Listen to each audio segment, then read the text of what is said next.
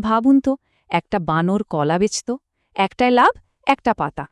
তো খুব খেটে-খুঁটে ও ১,০০০ পাতা জমিয়ে ফেলল। দারুণ ব্যাপার। কিন্তু যেই না সাফল্য এলো, সাথে এলো এক নতুন চ্যালেঞ্জ, ট্যাক্স।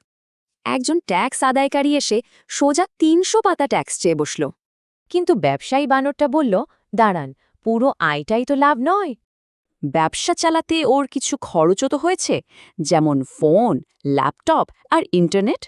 সব মিলিয়ে ব্যবসা চালানোর জন্য ওর মোট খরচ হয়েছিল ৫৫০ পাতা। খরচের পুরো লিস্টে দেখানোর পর ট্যাক্স আদায়কারীও মেনে নিল যে খরচগুলো আসল। আর এর ফলে ট্যাক্সের হিসাবে একটা বিরাট পার্থক্য দেখা গেল। এই যে খরচ বাদ দেওয়া, একেই বলে রাইট অফ। এতে করযোগ্য আয় কমে যায়।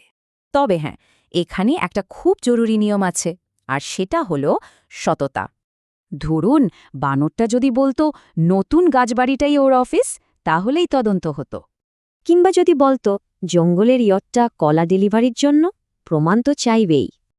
আর যদি প্রমাণ হয় যে খরচের দাবিগুলো মিথ্যে, তাহলে কিন্তু বড় ঝামেলা।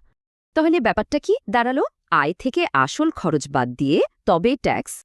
এই সহজ গল্পটা সব ব্যবসায়ীর জন্য একটা জরুরি প্রশ্ন রেখে যায়।